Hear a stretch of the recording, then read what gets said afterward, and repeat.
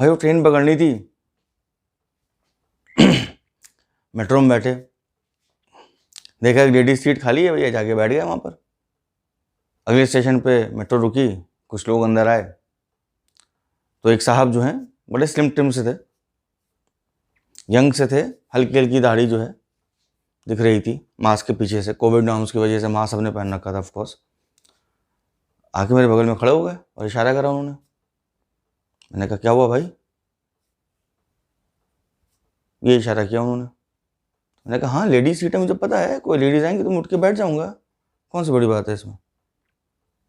तो भर्राई हुई आवाज़ उनकी निकली, अगर 4-5 महीने और ब्यूटी पार्लर बंद हो गया तो क्या मैं मर्द हो जाऊंगी क्या?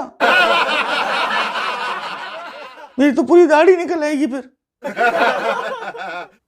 अरे कॉन्फ्रेंस करते करते ना आवाज ही मर्दों जैसी हो गई, प्लीज उठिए आप। भैया हम डर गए, हमने कहा सॉरी। बहरहाल मेट्रो से उतरे, ऑटो पकड़ी, हमने कहा भैया स्टेशन तक छोड़ दो, रिजर्वेशन था नहीं हमारे पास, जनरल कंपार्टमेंट सफ़र करना था। सबसे पहले पहुंचे वहाँ पर, ट्रेन तो खड़ी थी, उसका आगे लोग नहीं, बैग लगे हुए थे ऐसे इस शेप में। ट्रेन तो 10 मीटर पे थी और वो बैग जो हैं कम से कम 800-900 बैग लगे थे मेरे आगे। पुलिस वाले ने डंडा दिखाए, कहा बेटा वो लगा लो अपना बैग, तुम भी उधर आगे नहीं आओ, बैग लगा लो, जब बोगी खुलेगी तब चढ़ना। हमने कहा भाई क्या छत पे बैठ के जाएंगे क्या, दिल में सोचा हमने। हमने जी भैया, जी सर लगा लेते हैं। लगा लिया भैया अपना बैग, बोगी खुली, धड़ धड़ धड़ धड़ सब अंदर सेट हो गए। ऐसे सेट हुए कि क्या बताएं, एक के कूल्हे की हड्डी दूसरी कूल्हे की हड्डी बजा के बैठ गई। अब इतनी अच्छी तो डॉक्टर नहीं बैठाता मेरे भाई। जो आदमी दुबला है उसकी पसली के अंदर ना दूसरे का हाथ जाके बैठ गया, सेट, हिल नहीं सकते, बाहर लोग लटके हुए हैं, कंधे के ऊपर से मुंडी सेट हो गई। 4 साल से लेके 8 साल के बच्चे, साइड वाली जो बर्थ होती है ना जिसपे वो सामान रखने की जगह होती है, वहां सेट कर दिए गए। उनके सर के नीचे एक गठरी, पैर के नीचे एक गठरी, वैसे ही यूं बना दिया गया उनको, तो बेटा 2 गठरी भी संभालो और तुम तो संभाल के लेटो ही लेटो। वो इतनी पतली सी होती है सामान रखने की, उसी में सेट है बच्चे, मस्त एकदम झकास।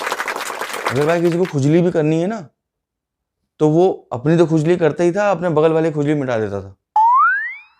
खुजला आ रहा है, जगह तो है नहीं खुजली करने की, कोहनी से बगल वाले की भी खुजली हो रही है, रैंडम काइंडनेस। और क्या कर सकते हैं इसे? आप जहां बैठे हैं वहां से आप टच से मस नहीं हो सकते मेरे भाई, पैर रखने तक की जगह नहीं है।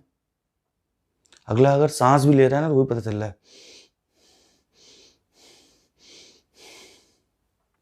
धीमे धीमे आप भी ना उसकी सांस के साथ कोहेरेंट कर देते हो अपनी सांस। मुझे तो वो शाहरुख खान के पीछे गाना याद आ गया, सांस में तेरी सांस मिली तो मुझे सांस आई, मुझे सांस आई। अब जो अगल बगल के 4-5 लोग हैं ना जो आपस में पीठ से पेट से कहीं से जुड़े हुए हैं, वो सब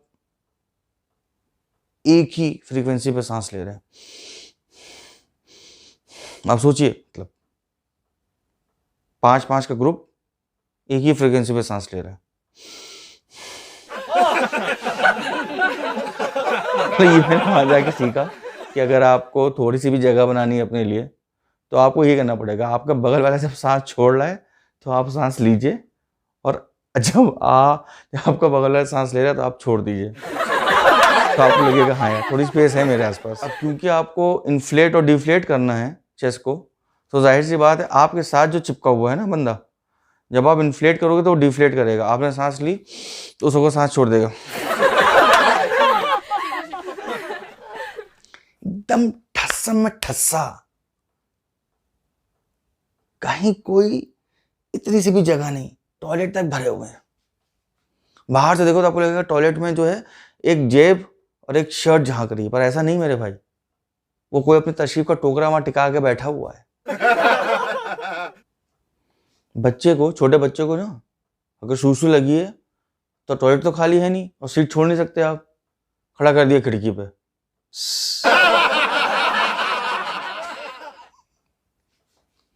पर खड़ा तब करते हैं जब ट्रेन रुकी हो, क्योंकि ट्रेन चल रही होगी तो मेरे भाई दरवाजे पे भी कुछ लोग खड़े हुए हैं ना, और दरवाज़ा खुला हुआ है, कुछ लोग खैर लटक के भी चले जाते हैं, अगर उनको आधे घंटे का सफ़र करना है तो वो लटक के चल देंगे। ट्रेन की जो बोगी होती है ना, वो इतने प्यार से डोलती है ऐसे ऐसे करके, हल्के हल्के हल्के, कि वो धीमे धीमे ना सबकी जगह बन जाती है। ऐसा लगता है जैसे बोगी एक्सपैंड हो गई हो, पर ऐसा होता नहीं मेरे भाई। एक्चुअली लोग कॉन्ट्रैक्ट हो चुके होते हैं, तो जितना खाया होता है वो डाइजेस्ट हो जाता है, पसीना निकल आता है। ऊपर जो बंदा बैठा ना, ऊपर वाली बर्थ पे, उसके सर के माथे से एक पसीने की बूंद चली, कंधे तक आई, कंधे का नीचे नहीं आ सकती, कंधे के बाद तो दूसरा जो बगल में बैठा ना उसके कंधे पे चली जाएगी, वहां से गिरेगी, तीसरे के हाथ पे जाएगी, फिर वो नीचे गिरेगी, तो जो नीचे वाली बर्थ पे बैठा है ना, उसके गाल या कंधे पे आते हुए उसके बगल वाले के हाथ में, फिर उसके बगल वाले के पैर के घुटने से नीचे होते हुए, अब नीचे भी लोग बैठे हुए हैं, कैसे क्रिस क्रॉस करके, एक आदमी की पहली टांग, फिर दूसरे आदमी की पहली टांग, फिर पहले आदमी की दूसरी टांग, फिर दूसरे आदमी की दूसरी टांग, उसके कंधे पे गिरेगी, हाथ से आएगी, दूसरे के घुटने से होते हुए तब नीचे गिरेगी, अगर उसको जगह मिल गई तो, और अगर वो वहां तक जा पाई तो, और अगर नहीं जा पाई तो ऊपर से ही ना किसी की सब्जी या दाल में टपक पड़ेगी, कम से कम 5-6 लोगों का नमक लेते हुए दाल का नमक तेज हो जाएगा। कभी सोचा है आपने ऐसा? नहीं तो सोचिए, अगर नहीं सोचा है तो ऐसा ही होता है, पता नहीं चलता है, बस हो यही रहा है। पसीने के बूंद को इतनी भी आज़ादी नहीं है कि वो उड़ के कहीं भी गिर जाए ना, बिल्कुल नहीं। और यूटिलाइजेशन ऑफ स्पेस देखिए आप, गठरी भी वहां रखी है, उसमें बच्चा सो रहा है साइड में, इधर पंखे के ऊपर चप्पलें खोस रखी हैं, पंखे के नीचे जूते जो हैं वो उसके फीते से बांध के लटका दिए गए हैं, उसमें माँ बाप अपने बच्चे को गोद में लेके भी बैठे हुए हैं, उसमें बच्चे को अगर माँ जो है खाना खिला रही हो, हल्का सा धक्का आ गया, मालूम पड़ा बगल वाले बच्चे के मुंह में घुस गया खाना।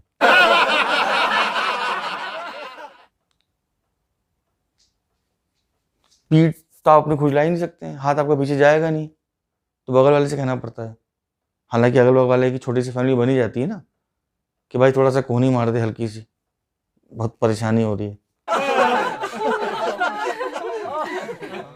पानी पी रहे हैं आप, हल्का सा धक्का आया, मालूम पड़ा पानी जो बगल वाले को पिला दिया आपने, बगल वाला नहा गया पानी से। अगर आप जनरल कंपार्टमेंट में सफ़र कर रहे हैं तो आपको ये एक बहुत महत्वपूर्ण डिसीजन पहले ही लेना पड़ता है कि आप लेट के सफ़र करेंगे या बैठ के। अमाम भला क्यों? क्योंकि अगर आप लेटे लेटे थक गए और आप उठ के बैठना चाह रहे हैं तो आपको उतनी ही जगह मिलेगी बैठने के लिए जितना चौड़ा आपका सर है। काहे भैया? तो पहले आप लेटे हुए हैं ऐसे, यहाँ पे लगे हुए दूसरे की जान, वो अलग बैठा हुआ है, फिर पेट पे दूसरा आदमी लगा कर बैठा हुआ है, पैर पे 2-3 आदमी और बैठे हुए हैं, तो जब उठ के बैठोगे तो खाली सर की जगह खाली होगी, तो जाके अटक जाना वहीं पर, सेट हो जाओ। नहीं तो पहले से ही बैठो, ये मत सोचो कि हम आके लेट गए हैं तो हम बहुत राजा आदमी हो गए हैं, राजा नहीं, बहुत बुरा हाल होगा जब उठ के बैठोगे। भाई लॉजिक है लौंडे तुम्हें। लगेगा दोनों कूली की हड्डी जो है ना वो सेंटर पे आके मिल जाएंगी अभी। ये दाहिनी वाली पसली बाएं तरफ चली जाएगी और ये बाएं वाली पसली जो है ना दाहिनी तरफ चली जाएगी, लेट के चलेंगे, राजा हैं ये। भाई जो लकड़ी होती है ना ट्रेन की वाली, वो आपके तशरीफ के टुकड़ों का जो हाल करती है, घोड़े की नाल देखिए वैसा हाल कर देती है। अबे क्या बात कर रहे हो यार। आप सफर करके आइए 10-12 घंटे का, और उसके बाद आप लकड़ी कुर्सी बैठ जाइए, बगैर कुशन वाली लकड़ी कुर्सी पे, टक से आवाज आएगी, बैठते उठेंगे, अरे किस पे बैठ गए, फिर याद आएगा नहीं भाई किसी भी चीज पे नहीं बैठे हैं, बैठे कुर्सी पर हैं और अपने ही बदन के एक हिस्से पे बैठे हैं जो कि बैठने लायक नहीं रहेगी। कम से कम 5 से 6 दिन लगता है मेरे भाई उसको सेक सेक के सही करने में। बुरा हाल हो जाता है भाई, एकदम घोड़े की नाल की तरह सख्त हो जाते हैं। ऐसा लगता है कि इसका जो स्पॉन्जीनेस, जो एक नेचुरल स्पॉन्जीनेस दिया था ऊपर वाले ने, वो खत्म हो चुका है इसका। तो मेरे सामने भाई साहब एक बैठे हुए थे, उनको भी कानपुर जाना था, मुझे भी कानपुर उतरना था। तो मैंने कहा भाई कानपुर आए तो बता दीजिएगा। बोले अरे टेंशन मत लीजिए, आपको 5-10 मिनट पहले ही पता चल जाएगा कानपुर आने वाला है। अच्छा भाई, सो गए सब लोग, नींद खुली एकदम से, फिर चिल्लाने की आवाज आई, अबे यार मेरी चप्पल कहाँ चली गई। उधर से एक आवाज है, अबे यार मेरा जूता कहाँ चला गया। तो बगल वाले भाई साहब बोले, जिनसे मैंने कहा था बताने के लिए कानपुर आ जाए तो बता दीजिएगा। बोले भाई साहब कानपुर के आउटर पे खड़ी है, कानपुर आ गया। तो दोस्तों एग्ज़ाम ख़त्म हो गए, घर जाने का टाइम आ गया। 45-50 लड़के एक साथ जो हैं ट्रेन पे चढ़ गए। अब किसी के पास भी जो है कंफर्म रिजर्वेशन तो है नहीं, पर तब भी सबके सब रिजर्वेशन चार्ट देखते हैं। आप समझ रहे होंगे क्यों देखते हैं। 2 वजह हैं उसकी। एक तो जो भी लोग उस डिब्बे में सवार हैं या सवार होने वाले हैं उनका बोर्डिंग स्टेशन देख लेते हैं, और दूसरा जो ज़्यादा इम्पोर्टेंट रीज़न है वो क्राउड देख लेते हैं। तो कंपल्शन ये है कि ट्रेन पे बैठना है, और ऑप्शन हमने अपने आप को दे दिए हैं कि हम किस बोगी में बैठेंगे। दोस्तों हर डिब्बे की ना कहानी सेम होती है। कुछ लोगों के चेहरे पे आपको एकदम कॉन्फिडेंस दिखेगा और बहुत ही रिलैक्स रहेंगे क्योंकि उनका रिजर्वेशन कंफर्म होता है।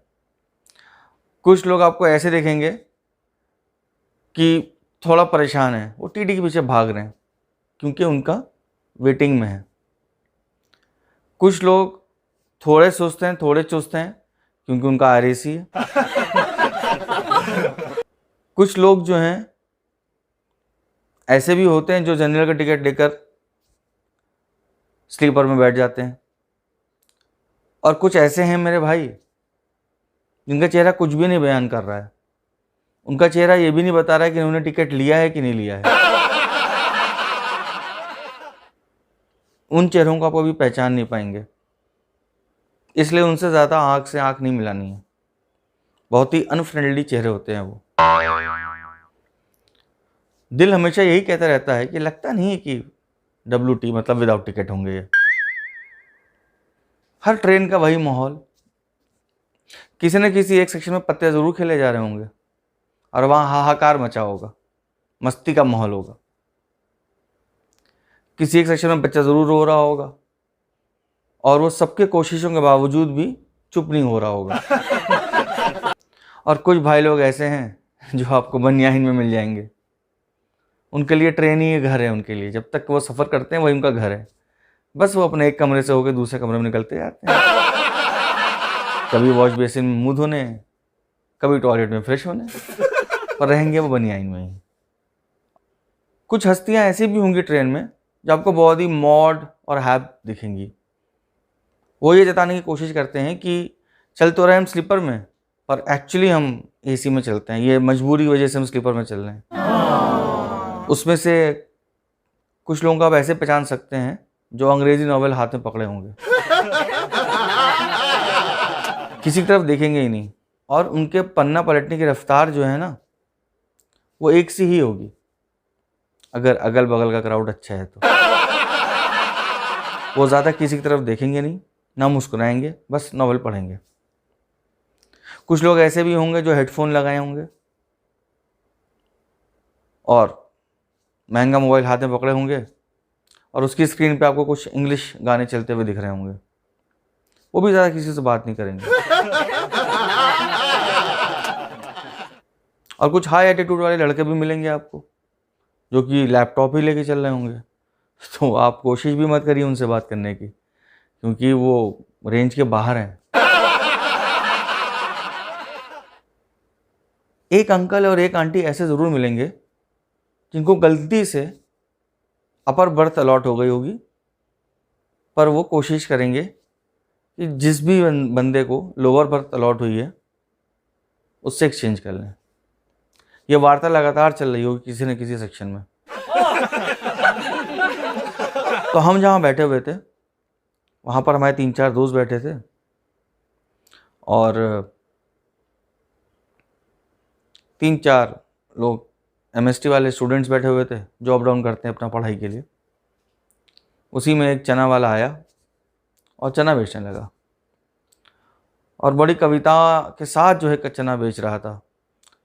हमारे चने खाइए पास हो जाइए, हमारे चने खाइए बुद्धि बढ़ाइए। तो एक स्टूडेंट जो मेरे बगल में बैठा था वो पूछ बैठा चने वाले से, अच्छा चने से भैया बहुत बुद्धि बढ़ती है? चने मैंने कहा हाँ भैया बढ़ती है। तो इसने स्टूडेंट ने बोला तो तुमने टाइम से नहीं खाया था क्या? बोला हाँ भैया गलती हो गई। तो भैया एक बात बताएं आपको, आप दूर चने खाइए, इसमें प्रोटीन होता है और प्रोटीन बहुत ज़रूरी होता है बॉडी के लिए। बोला अरे चलो यार ज़्यादा उपदेश मत दो। कहें भैया उपदेश नहीं दे रहे हम, आपने अपना पास्ट तो देख ही रहे हैं, पर हम ये नहीं चाहते कि आपका फ्यूचर हमारे जैसा हो जाए। क्या मतलब? मतलब ये है भैया कि हम भी MST से ना चला करते थे 10 साल पहले इसी ट्रेन से। अगर थोड़ा भी दिल लगा के पढ़ लिए होते तो आज चना न बेच रहे होते। लीजिए चना खाइए फ्री में, पैसे मत दीजिएगा इसके आप, बस ये कि पढ़ाई में मन लगाइए। ट्रेन पे चढ़ गया भाई साहब। इस सफ़र से पहले ना कोई भी बर्थ अलॉट हो पता चल जाता था कि साइड अपर है, साइड लोअर है, अपर है, मिडिल है, लोअर है। ट्रेन में जब हम चढ़े तो 8 के पहाड़े के हिसाब से अपनी बर्थ के सामने पहुंच गए। देखा नंबर कुछ और लिखा हुआ है। हमने कहा ये तो पहाड़ ही गड़बड़ हो गया। हमें लगा हम 8 का पहाड़ा गलत पड़ गए क्या? फिर हमने थोड़ा ध्यान से देखा तो समझ में आया कुछ गड़बड़ है। तो हम सबसे पहले वाले सेक्शन पे पहुंचे जहाँ से वो बोगी शुरू होती है। तो हमने देखा कि 1 2 3 4 5 6 7 8 9 लिखा हुआ है। हमने कि 9 क्यों लिखा है? एक एक टिक्की की बजाय 2 टिक्की कहीं लगी थी। कहीं पे मतलब 7 भी लिखा था और उसके बगल में 8 भी लिखा था और फिर ऊपर 9 भी लिखा था। तो हमने ध्यान से देखा कि साइड अपर और साइड लोअर के बीच में एक साइड मिडिल भी इंट्रोड्यूस हो गई है। रेवोल्यूशन आ चुका था इंडियन ट्रेन्स में। और हमारी खुशकिस्मती ये थी कि हमें साइड मिडिल अलॉट हुई थी। भाई छोटा कंपैरिजन अगर करें ना, वो साइड मिडिल जो थी ना, मतलब बेस्ट कॉफिन की तरह थी एकदम, बस ताबूत के अंदर लिटा दिए गए। अगर मच्छर बैठ गया है ना माथे पे तो आप उसको ऐसे करके नहीं मार पाएंगे, आपको ऐसे करके लाके मारना होगा मच्छर को। अगर आपको अपना पैर मोड़ना है भूल जाइए। अगर आपने मोड़ लिया तो आपके जो ऊपर लेटा हुआ है ना, मतलब साइड अपर बर्थ पे, वो हल्का सा उठ जाएगा। और वो जो पंखा लगा हुआ था बाईं तरफ, वो इतनी तेज चल रहा था, इतनी तेज चल रहा था कि उसकी हवा हमको लगता है कि हमको पार कर जा रही थी, हमारे बदन पर असर नहीं कर रही थी। वो इतनी स्पेस जो थी, मतलब इतनी स्पेसियस साइड मिडिल बर्थ बनाई गई थी। अगर आपके इस हाथ में खुजली हो रही है तो आप ऐसे करके नहीं खुजला सकते हैं, आपको ऐसे लाना पड़ेगा हाथ को, ऐसे, तब जाके आप खुजलाएंगे। ना आप उठ के बैठ सकते हैं, ना आप अपने सिर से अपने पैर को देख सकते हैं। अगर आप साइड बर्थ पे लेटे हुए हैं, साइड मिडिल बर्थ पे ऑफ कोर्स, अगर आपके पैर में खुजली है तो आप उसको उठा के नहीं खुजला पाएंगे। आपको अपना पैर साइड मिडिल बर्थ से बाहर निकालना पड़ेगा, साइड में एक हाथ से पैर को पकड़िए और फिर दूसरे हाथ से खुजलाइए धीमे धीमे। सॉरी, ऐसे नहीं, ऐसे। समझ रहे हैं ना बात को आप? गिटार नहीं बज रहा है यहाँ। परेशान थे सब लोग, अफरा तफरी मची हुई थी। पर ये था कि भाई सफ़र तो करना ही है, दोनों तरह का, साफारा और SUFFER। मरते क्या ना करते भाई, लेट ही गए बर्थ पे। कोशिश ही कर रहे थे सोने की कि बहुत तेज़ तेज़ आवाज़ आने लगी दरवाजे के पास से, तो हम भी उतर के चले गए। एक भाई साहब जो है TT से लड़ रहे थे, कह रहे थे भाई साहब मैंने इस ट्रेन को ना अपना खून पसीना दिया है। जब खून पसीना, मैंने कहा पसीना तो चलो दिया है भाई, पसीना तो सभी का निकलता है, खून किस हिसाब से दिया है? उनको भी ना गलती से साइड मिडिल बर्थ मिल गई थी और वो TT से कह रहे थे कि मेरी बर्थ जो है चेंज करिए आप, मैं उस पर नहीं लेट पाऊँगा। TT ने बोला अच्छा 10 मिनट बाद आता हूँ, आप रुकिए। TT चला गया। तो मैंने भाई साहब से बोला, मैंने कहा भाई साहब आप इतनी तहश, इतने गुस्से में थे, आपने कहा खून पसीना दिया है, ये पसीना समझ में आया, खून कैसे? कहने भाई साहब जब से मैं बीमार पड़ा हूँ ना, मैं इसी ट्रेन से सफ़र करता हूँ। आप ये समझिए कि मेरा हर तीसरे दिन इस ट्रेन से जाना होता है। मैंने कहा ऐसा क्या हुआ, ऐसी कौन सी बीमारी है? कहा भैया पीछे फोड़े निकल आए 3। ट्रेन जब झटके से रुकती है, जब झटके से चलती है तो चीख निकल जाती है।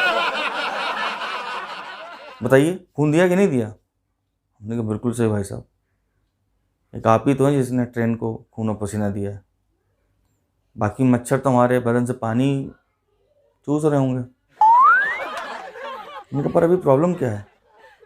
क्या भाई साहब मुझे साइड मिडिल बर्थ मिली है, अब आप बताइए, मैं इतना पतला, चलो ठीक है मैं तो फिट हो जाऊंगा, पर इतने पतले इंसान के नीचे अगर इतना मोटा फोड़ा आ जाएगा तो बताइए ये और ये कहाँ फिट बैठूंगा? लेटते तो मैं चिल्ला उठा। बताइए इनको चेंज करना चाहिए नहीं चेंज करना चाहिए? मैंने कहा बिल्कुल बिल्कुल बिल्कुल, आपका हक बनता है। बात करते करते मुझे उन भाई साहब से थोड़ी हमदर्दी भी हो गई थी, तो मैंने उनसे पूछा कि भाई साहब ये बताइए ये फोड़ा निकला कैसे? तो कह रहे हैं बस ऐसे ही निकल आया।